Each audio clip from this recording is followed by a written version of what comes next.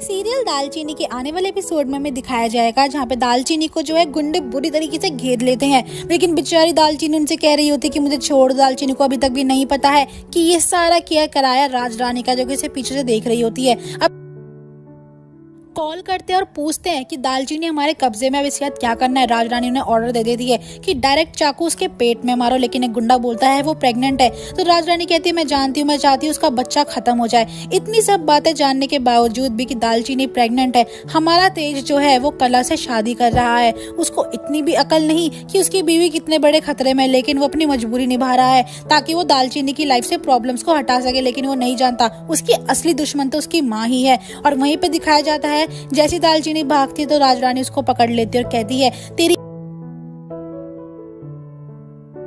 वहीं दालचीनी भी राज रानी को कहती है कि मैंने तेज सर से बिल्कुल सही कहा था, तुम्हें माँ के रूप में हैवान मिली है जो कि उनके बच्चे को भी नहीं बख्श रही, ये जानते हुए भी कि मैं प्रेग्नेंट हूँ। और वहीं पर राज रानी जो होती है उसे कहती है कि तेरी जान तो मैं खुद से ही लूंगी, ऐसे शुभ कामों के लिए तो मेरे हाथ बने ही हैं। इतने में दिखाया जाता है दोस्तों दालचीनी भागने की सोचती है तो वो नदी के अंदर डूब जाती है, जहाँ पे उसे माता रानी।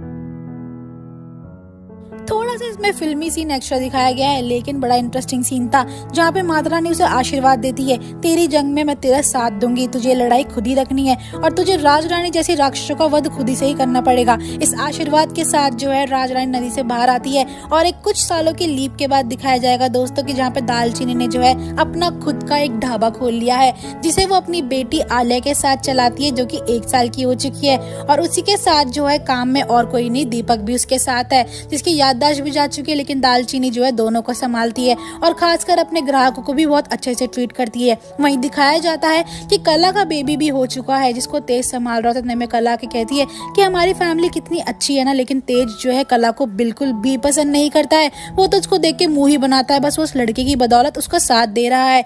तभी दोस्तों हमें दिखाया जाएगा कि जब जो है तेज मार्केट में जाता है अपने खाना लेके सबको ऑफ दिखाने के लिए कि ताकि उसके मसाले उसकी कंपनी का काम चल सके, लेकिन किसी को भी उसके खाने का स्वाद पहले जैसा नहीं लगता, ना किसी को वो खाना पसंद आता। वहीं दालचीनी भी जो है अपने रेस्टोरेंट का खाना सबको टेस्ट करा रही होती है और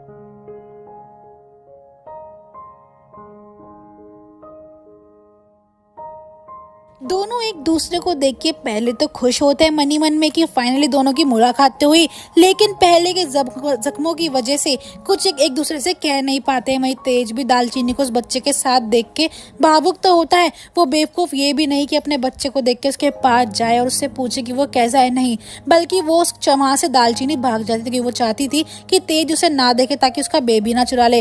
वही तेज भी जो होता है वो अपनी पुरानी बातें याद करता है कि उसने किस तरीके से दालचीनी को बेइज्जत करके घर से निकाल दिया था, उसके मुंह पे डिवोर्स पेपर मार दिए थे। यही बात दालचीनी सोच के जो है चली जाती। तेज उसका पीछा करते करते आखिर देखना चाहता था कि आखिर दालचीनी जाती कहाँ है, वो रहती कहाँ है, वो करती क्या है। इसी सोच में वो पहुंच जाता है उसके पीछे पीछे उसके ढाबा, जहाँ वो देखता है दालचीनी का ढाबा और वहीं पे वो देखता है दीपक को भी। और ये बात सोच के वो थोड़ा परेशान तो होता है, गुस्से में भी होता है कि